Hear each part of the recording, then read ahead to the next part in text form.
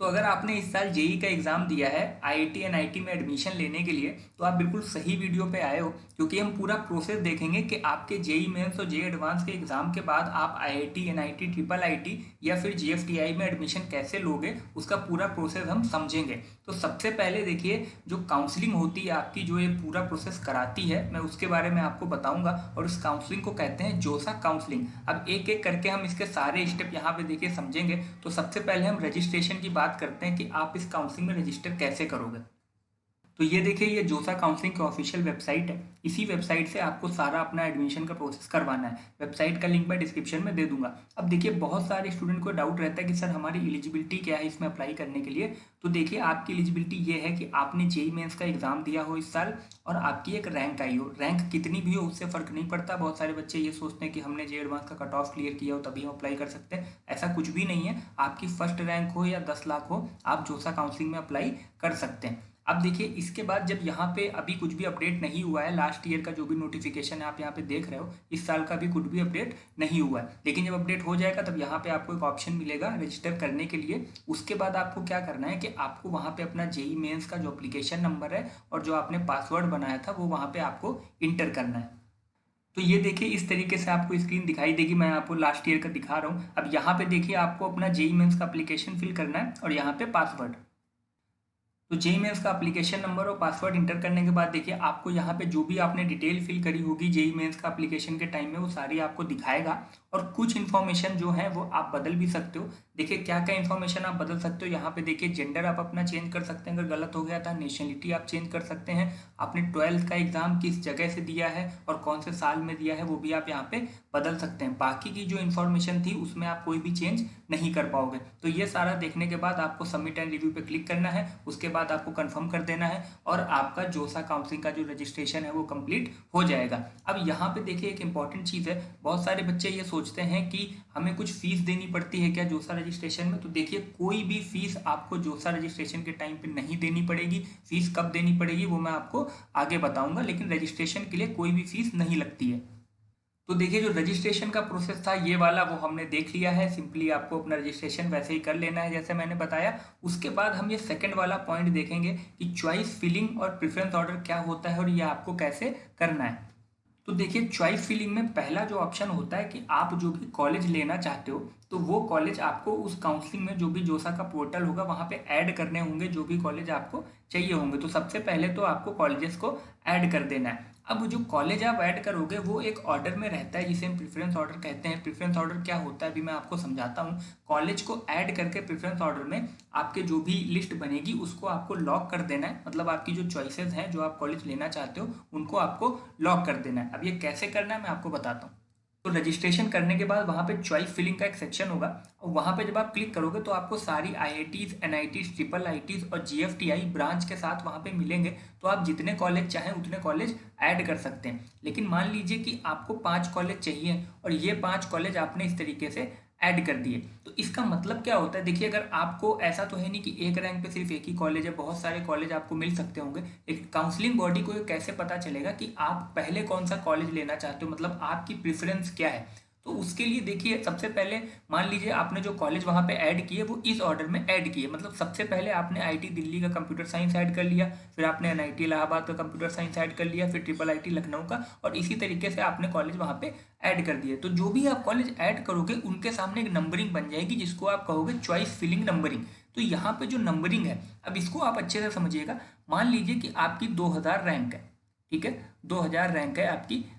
Example के लिए हम लेते हैं ये रैंक है आपकी और आपको जो आईटी दिल्ली का कंप्यूटर साइंस है वो अलॉट नहीं हो रहा है। ठीक है, ये पहला वाला ऑप्शन आपको अलॉट नहीं हो रहा है। तब काउंसलिंग बॉडी जो आपने दूसरे नंबर पे ऐड किया होगा इस वाले पे जाएगी और इसको चेक करेगी कि क्या इस रैंक पे ये अलॉट हो रहा है। अगर ये भी नहीं हो रहा होगा तो फिर वो नीचे तीसरे वाले ऑप्शन पे देखेगी जाके क्या ये कॉलेज अलॉट हो रहा है, और अगर आपकी रैंक के हिसाब से ये कॉलेज आपको मिलना होगा तो यही कॉलेज आपको अलॉट हो जाएगा। तो ये जो आप ऑर्डर बनाएंगे ये इसी प्रेफरेंस ऑर्डर में बनाएंगे। मतलब जो आपको कॉलेज सबसे पहले चाहिए वो आपको सबसे ऊपर रखना है एक नंबर पे, उसके बाद जो आप लेना चाहते हो उसके दूसरे नंबर पे, उसके बाद तीसरे, चौथे, ऐसे पांचवे करके आप एक ऑर्डर बना दोगे और इसी ऑर्डर को हम प्रेफरेंस ऑर्डर बोलते हैं। अब मान लीजिए कि ये देखिए सबसे इंपॉर्टेंट यही होता है जो सा काउंसलिंग है, प्रेफरेंस ऑर्डर बनाना। ये टर्म आप कई बार सुनोगे, तो मैं देखिए आपको एक दूसरा एग्जांपल भी दिखाता हूँ। अब मान लीजिए आपने क्या किया कि आपने जो कॉलेज ऐड किए वो कुछ इस ऑर्डर में ऐड कर दिए, मतलब आपने नागालैंड का सिविल पहले ऐड कर दिया और आईटी दिल्ली का कंप्यूटर साइंस 2 नंबर पे ऐड कर दिया और आपकी 2000 रैंक आई है।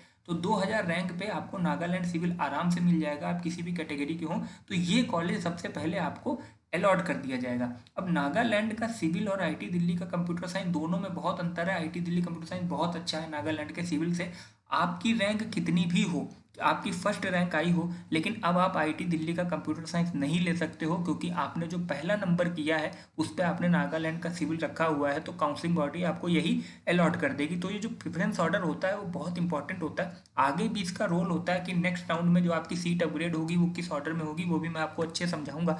अब यहाँ पे देखिए हमारे पास एक्सपीरियंस होता है, हम सालों से काउंसलिंग करा रहे हैं, लेकिन जब आप पहली बार ये चीज़ें सुनोगे तो आपको थोड़ा कंफ्यूजिंग लगेगा या कुछ चीज़ें होंगी जो समझ में नहीं आएंगी। तो उसके लिए अगर आप अपनी काउंसलिंग हमारे एक्सपर्ट काउंसलर से कराना चाहते हो तो वो आप करा सकते हो। वो आपकी पूरी ये काउंसलिंग अच्छे से करवा देंगे, आपका प्रेफरेंस ऑर्डर वगैरह सारा वो बना के खुद वो दे देंगे, और आगे का जो प्रोसेस होता है जो मैं अभी आपको बताऊंगा वो भी वो अच्छे से आपका करवा देंगे। तो काउंसल लेने के लिए आपको क्या करना है, आपको ये वाला ऐप इंस्टॉल कर लेना है। ऐप का लिंक डिस्क्रिप्शन में है। ऐप इंस्टॉल करने के बाद आप देखिए यहाँ पे इस तरीके का एक ऑप्शन देखोगे, गेट एक्सपर्ट काउंसलर। उस पर ये देखिए ये जो ऑप्शन है यहाँ पे आपको अप्लाई नाउ पे क्लिक करके आप जो काउंसलर है वो ले सकते हैं अपने लिए, जो कि आपकी पूरी काउंसलिंग अच्छे से करवा देंगे। तो देखिए हमने रजिस्ट्रेशन और चॉइस फिलिंग और प्रेफरेंस ऑर्डर देख लिया है। इसके बाद अब हम देखते हैं कि सीट अलॉटमेंट का प्रोसेस कैसे होता है। तो सीट अलॉटमेंट प्रोसेस में क्या होगा कि जब आप अपनी चॉइसेस को लॉक कर दोगे, सेव कर दोगे मतलब वहाँ पे, उसके बाद आपका मॉक राउंड 1 होगा। अब मॉक राउंड क्या होता है, मॉक राउंड का मतलब ये होता है कि जो भी आपने चॉइसेस ऐड करी हैं, जो भी कॉलेज आपने ऐड किए हैं, उनमें क्या एक्सपेक्टेशन है, आपको कौन से कॉलेज मिलने की, वो यहाँ पे आपको पता चलेगी। इसको आप ऐसे समझिए कि जब भी आप कोई रियल एग्जाम देने चाहते हो तो उसके पहले आप मॉक टेस्ट देते हो ये पता करने के लिए कि आपकी उसमें परफॉर्मेंस क्या हो सकती है। उसी तरीके से रियल अलॉटमेंट से पहले यहाँ पे 2 मॉक राउंड होते हैं। उसको आप सीरियस ना लें, इसका मतलब ये है कि आपको मिलने की संभावना है, जरूरी नहीं कि रियल राउंड में आपको वही सीट मिलेगी। तो मॉक राउंड 2 के बाद फिर आपका आता है जोसा राउंड 1। इसको हम रियल अलॉटमेंट बोलते हैं, मतलब यहाँ पे जो आपको सीट मिलेगी, मॉक राउंड में जो सीट मिली थी वो उससे कोई लेना देना नहीं है, लेकिन यहाँ पे जो आपको सीट मिलेगी वो आपका रियल अलॉटमेंट कहलाएगा। अब देखिए राउंड 1 होगा आपका, उसमें 2 कंडीशन होंगी। या तो आपकी रैंक पे जो भी आपने कॉलेज भरे होंगे उन पे आपको कोई सीट अलॉट हो जाएगी। अगर आपको कोई भी कॉलेज नहीं अलॉट हुआ तो वहाँ पे आपको क्या करना है, सिंपली देखिए सेकंड केस क्या होगा कि आपको कोई भी कॉलेज नहीं अलॉट हुआ तो आपको सेकंड राउंड के लिए वेट करना है। जोसा काउंसलिंग पूरे 6 राउंड तक चलती है। तो अगर आपको राउंड 1 में कोई कॉलेज नहीं अलॉट हुआ तो सिंपली आपको कुछ नहीं करना है, आपको राउंड 2 के लिए वेट करना है। राउंड 2 में भी नहीं होता तो 3 के लिए, ऐसे ही जब तक सीट नहीं मिलती है आपको राउंड में वेट करते जाना है। अब अगर सीट आपको अलॉट हो जाती है तो क्या करना है हम देखते हैं। तो ये देखिए जब आपको सीट अलॉट हो जाएगी तो यहाँ पे कुछ इस तरीके से बन के आएगा। अब देखिए यहाँ पे लिखा हुआ है initial seat allotment intimation round 1, मतलब राउंड 1 में यहाँ पे जब बच्चे को सीट अलॉट होगी तो इस तरीके से लिख के आएगा। देखिए राउंड नंबर लिख के आया है 1, चॉइस नंबर। अब जो मैंने आपको प्रेफरेंस ऑर्डर में नंबरिंग बताई थी वो चॉइस नंबर, मतलब जो भी बच्चे ने कॉलेज लगाए हैं उसमें जो 4th ऑप्शन उसने ऐड किया है वो वाला यहाँ पे आपको मिला है। इंस्टीट्यूट का नाम, ब्रांच, किस कोटा में मिला है वो सारा यहाँ पे आपको दिखाई देगा। अब इसके बाद आपको देखिए क्या करना है, तो जब देखिए आप अपनी सीट देख लेंगे तो उसके बाद देखिए यहाँ पे व्यू सीट अलॉटमेंट के सामने आपका कंप्लीटेड लिख के आएगा। ठीक है, उसके बाद आपको विलिंगनेस सबमिशन करना है। अब ये विलिंगनेस सबमिशन क्या होता है ये मैं आपको आगे बताऊंगा, लेकिन आप इसके बाद नेक्स्ट स्टेप देखिए। उसके बाद आपको डॉक्यूमेंट अपलोड करने हैं, फिर आपको फी पेमेंट करना है। अब ये जो तीनों चीजें हैं, विलिंगनेस और डॉक्यूमेंट और सीट एक्सेप्टेंस, हम एक एक करके देखते हैं। और जो सारा आप ये करते जाओगे वहां पे आपका ये कंप्लीटेड लिख के आ जाएगा। तो सीट मिलने के बाद आपको ये चारों चीजें जब हरी कलर से कंप्लीटेड लिख के आ जाएंगी तब आपका जो प्रोसेस है वो कंप्लीट माना जाएगा। तो सीट मिलने के बाद आपको कौन कौन से डॉक्यूमेंट सबमिट करने होंगे वो मैं आपको बता देता हूँ। देखिए सबसे पहले आपको 10th की मार्कशीट सबमिट करनी होगी जिसपे आपका date of birth clearly mention हो। उसके बाद आपकी 12th की मार्कशीट। उसके बाद वहाँ पे एक डॉक्यूमेंट आपसे मांगेगा जिसमें लिखा होगा स्टेट कोड ऑफ एलिजिबिलिटी, मतलब आपका जो होम स्टेट कोटा है वो क्या है। तो उसके लिए भी आपको यहाँ पे जो 12th की मार्कशीट है वही लगा देनी है। 12th की मार्कशीट आपको 2 जगह सबमिट करनी होंगी। और लास्ट में आपको अपना मेडिकल सर्टिफिकेट सबमिट करना होगा। मेडिकल सर्टिफिकेट एक्चुअली जोसा एक सर्टिफिकेट आपको प्रोवाइड करता है जिसको आपको डॉक्टर से फिल करा के वहाँ पे अपलोड करना होता है।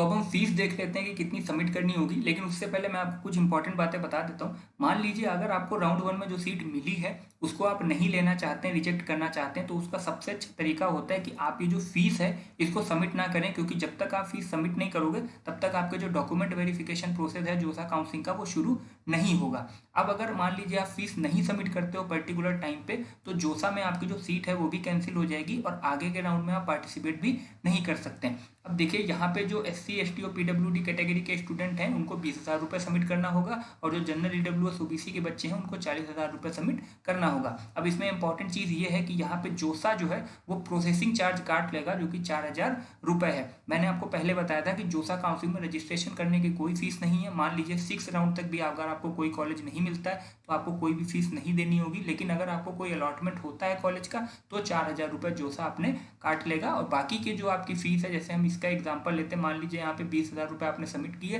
तो आपके 4,000 रुपये जोसा लेगा, और 16,000 रुपये जब आप कॉलेज में जाओगे एडमिशन लेने के लिए तो वहाँ पे आपकी ये फीस एडजस्ट कर ली जाएगी। इसी तरीके से जनरल कैटेगरी के बच्चों के लिए जो 36,000 रुपये आपका है वो कॉलेज में आपके एडजस्ट हो जाएगा, और 4,000 रुपये जोसा अपना प्रोसेसिंग चार्ज काट लेगा।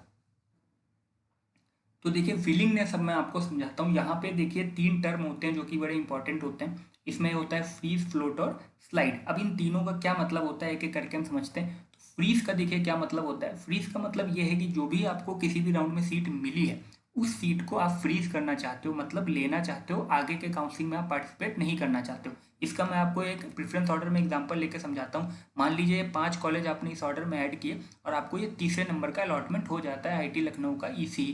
अब फ्रीज अगर आप करोगे तो आपको यही कॉलेज मतलब फिक्स हो गया है, आगे के राउंड में आप पार्टिसिपेट नहीं करोगे, और इसी के कॉलेज में जाके आपको पूरा अपना आगे का अपना डॉक्यूमेंटेशन, हॉस्टल लेना सब करना होगा। अब हम दूसरा वाला समझते हैं। दूसरा होता है यहाँ पे फ्लोट। ये देखिए इस तरीके से मैं पहले आपको फ्लोट दिखा देता हूँ। ये वाला जो हमारा नेक्स्ट ऑप्शन होता है ये फ्लोट होता है। फ्लोट का मतलब ये होता है कि आपने जो प्रेफरेंस ऑर्डर बनाया है उसमें अगर कोई अच्छा कॉलेज मिलने के चांसेस हैं, मतलब आपकी सीट अपग्रेड होने के चांसेस हैं, तो आप उसके लिए जाना चाहते हो और आप आगे की काउंसलिंग में पार्टिसिपेट करना चाहते हो। अब इसको मैं आपको प्रेफरेंस ऑर्डर में एक बार समझा के दिखाता हूँ। यहाँ पे देखिए मान लीजिए कि आपको ये तीसरे नंबर का ऑप्शन मिला।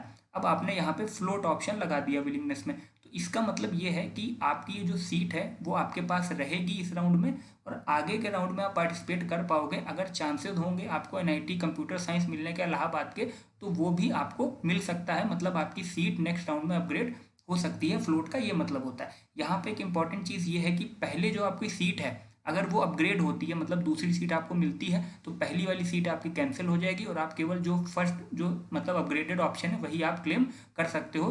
तीसरे नंबर का जो ऑप्शन है वो अगर दूसरे पे अपग्रेड होता है तो तीसरे नंबर वाला चला जाएगा और दूसरा वाला आपको मिल जाएगा। तो ये चीज़ हमेशा ध्यान रखिएगा। अब हम लास्ट वाला ऑप्शन देखते हैं, स्लाइड। यहाँ पे जो हमारा स्लाइड का ऑप्शन है वो मैं आपको बता देता हूँ इस तरीके से। ये देखिए स्लाइड का है हमारा तीसरे नंबर का।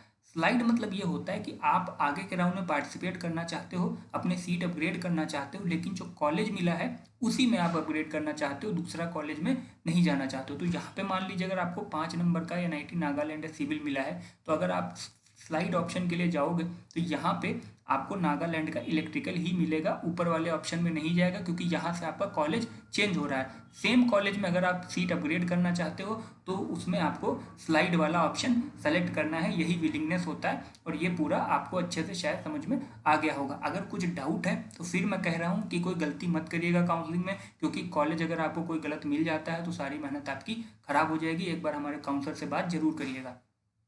तो जब आप अपने सारे स्टेप कंप्लीट कर लेंगे, अपनी फीस सबमिट कर देंगे, डॉक्यूमेंट अपलोड कर देंगे, विलिंगनेस अपना सिलेक्ट कर लेंगे, तो उसके बाद अब 6 राउंड तक, देखिए 5th राउंड तक अगर आप सीट कैंसिल करना चाहते हैं तो IIT की आप सीट कैंसिल कर सकते हैं। उसके बाद अगर 6th राउंड हो जाता है तो फिर आपको जो भी IIT मिलती है उनकी वेबसाइट पे जाके आपको पूरा प्रोसेस देखना पड़ेगा, कब से आपका वहाँ पे रजिस्ट्रेशन है, कब उन्होंने बुलाया है, ये सारा पर्टिकुलर IIT की वेबसाइट पर ही आपको इन्फॉर्मेशन मिलेगी। अगर आपको NIT, IIIT या फिर GFTI में एडमिशन मिलता है तो उसके लिए आपको एक पार्शियल एडमिशन फीस सबमिट करनी होती है। देख लीजिए इसमें क्या है कि आपकी पार्शियल एडमिशन फीस कितनी लगेगी वो मैं पहले बताता हूँ। तो अगर SC ST और PWD स्टूडेंट है तो देखिए 16,000 आपकी फीस लगेगी, और अगर जनरल EWS और OBC के स्टूडेंट है तो 36,000 रुपीज़ आपको देना पड़ेगा। अब ये जो फीस है ये भी आपकी जो आप इंस्टीट्यूट में एडमिशन लोगे, मतलब जो भी आपको कॉलेज मिलेगा उसके एडमिशन फीस में ये एडजस्ट हो जाएगी। अगर आप ये फीस नहीं सबमिट करते हैं तो आपकी जो सीट है वो भी कैंसिल हो जाएगी। और ये एक बात ध्यान रखिएगा, ये केवल एनआईटी, ट्रिपल आईटी और जीएफटीआई के लिए है।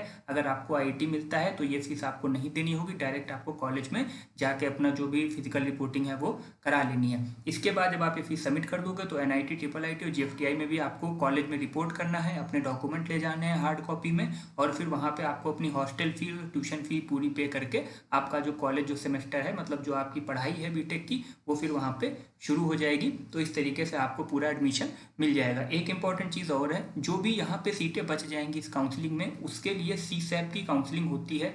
इस काउंसलिंग के बाद सीसैप की काउंसलिंग होती है। वो भी काउंसलिंग हम आगे वीडियो बना देंगे, डिटेल में कैसे होती है वो भी हम पूरा आपको समझा देंगे। तो देखिए, अगर वीडियो आपको हेल्पफुल लगा हो तो चैनल को सब्सक्राइब करिएगा। जैसे जैसे काउंसलिंग आगे बढ़ेगी वैसे वैसे इंपॉर्टेंट वीडियोस हम बनाते रहेंगे और आपको इन्फॉर्मेशन देते रहेंगे। मिलते हैं अब हम नेक्स्ट वीडियो में।